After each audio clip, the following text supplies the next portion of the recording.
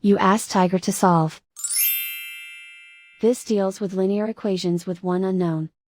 The final result is x equals -18. Let's solve it step by step. Group all constants on the right side of the equation. Add 18 to both sides.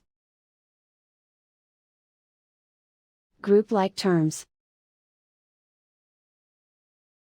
Simplify the arithmetic.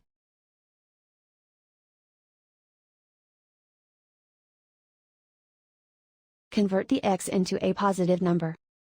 Multiply both sides by -1.